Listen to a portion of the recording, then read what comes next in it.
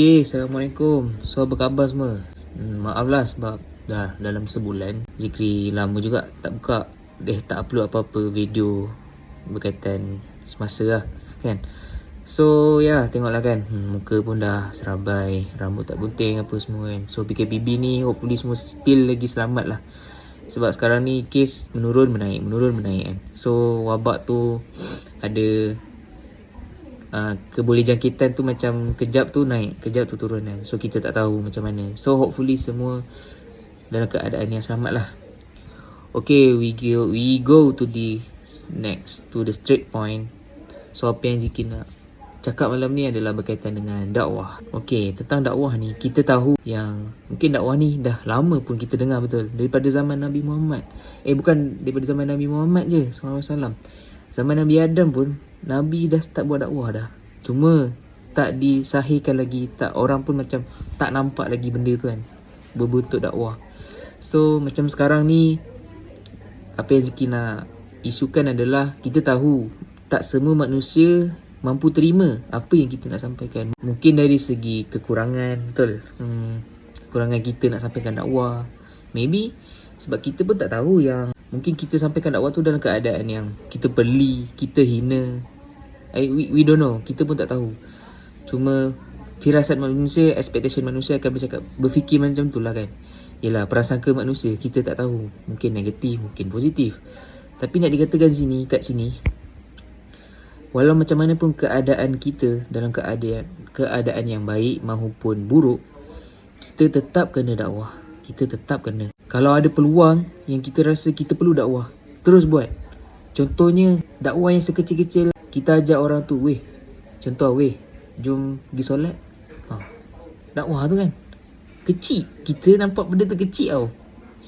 Macam senang kata, kita tak nampak benda tu dakwah, tapi kita ajak dia solat tau. So kalau kita dapat ajak dia solat, so berkat dia besar tau di sisi Allah.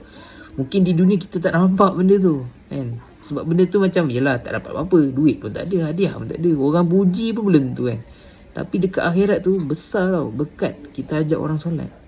So nak dicakap lagi lah kat sini kan, kita tahu yang kita ni bukanlah orang yang terbaik untuk berdakwah. Tapi dalam Al-Quran, dalam mana-mana hadis pun, Allah tak cakap pun yang kita tak boleh berdakwah kalau kita ni dalam keadaan yang jahil kan. Even Nabi sebelum Nabi Muhammad SAW pun, yang jahil pun, bukan dia jahil sepenuhnya tau, tapi dia berdakwah. Sebelum Nabi Muhammad SAW pun, Nabi-Nabi yang sebelum pun ada yang jahil. Tapi Nabi Ibrahim, contoh, Nabi Ibrahim tu, dia pun dalam keadaan yang masa tu pun belum memeluk Islam lagi, tapi dia dah banyak belajar tentang konsep-konsep dakwah tu sebenarnya. Cuma nama dakwah tu tak wujud lagi mungkin dalam sekeliling masa zaman Nabi Ibrahim tu. Tapi dia dah belajar konsep dakwah tu dan dia dah buat. So kita tak boleh lah nak terlalu beralasan yang kita ni jahat, tak boleh berdakwah. Aku ni dah lah banyak mencuri, dah lah banyak hina orang, kutuk orang, memang tak layak lah aku dakwah. Lepas tu aku ni dah lah solat pun jarang, kalau solat pun lambat, bertangguh-tangguh. So macam tak boleh nak dakwah kan. So macam bila kita cakap macam tu, kita akan mula berputus asa. So dekat situ lagilah susah kita nak berdakwah, betul. Bukannya benda tu jadi lagi baik, lagi buruk. Kita dah menangguhkan solat, asyik lakukan solat, lala benda tu jadi daily, berterusan. Solat tu makin lama makin lewat, bertangguh. Lepas tu tiba-tiba kita pun dah tinggalkan solat. Itulah yang tak eloknya pada kita as hamba Allah sebenarnya. Kita kena sentiasa bagi semangat untuk diri kita, yakin dengan Allah, supaya hati kita ni, roh kita yang dalam hati ni dipelihara oleh Allah, supaya kita bersemangat nak cari Allah. Dalam masa yang sama kita bersemangat nak berdakwah. Bukan apalah. Sekarang ni ramai manusia yang terlalu ego dengan ada kuasa kan, harta, mungkin duit yang banyak, apa-apa bentuk lah dalam keadaan yang berkuasa. So manusia tu akan jadi lagi ego. Dia tak boleh nak terima apa yang orang nak cakap. Bila cakap sikit, dia dah fanatik, dia dah merengat. Kita macam, kau dah solat ke belum? Dia dah, apa masalah kau nak tanya aku dah solat belum? Nampak?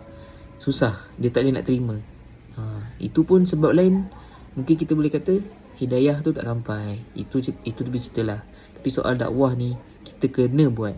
Janganlah kita tangguh-tangguh. Selagi ada peluang tu kan, kita rasa aku kena berdakwah ni, terus kan. Macam mana Nabi Muhammad SAW yang Allah berfirmankan dalam surah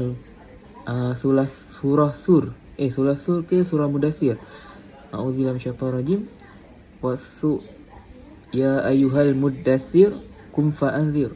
Surah Al-Mudathir ayat 1 dan 2. Wahai orang yang berselimut, bangunlah engkau daripada berselimut dan sampaikan dakwah. Bayangkan Nabi diberi ayat tu dalam keadaan yang berselimut, tiba-tiba bangun untuk bagi dakwah.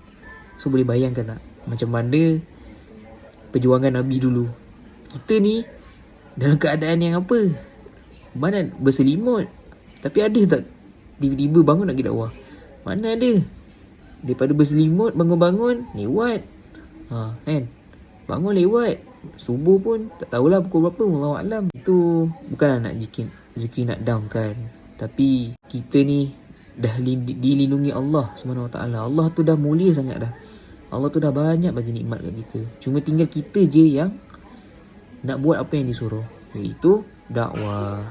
Jadi semoga kita sama-sama bersemangat untuk berdakwah ni. Walau dalam keadaan apa cari sekalipun. Sikit mahupun besar. InsyaAllah tu je kot penyampaian zikri malam ni. So jumpa lagi. Assalamualaikum.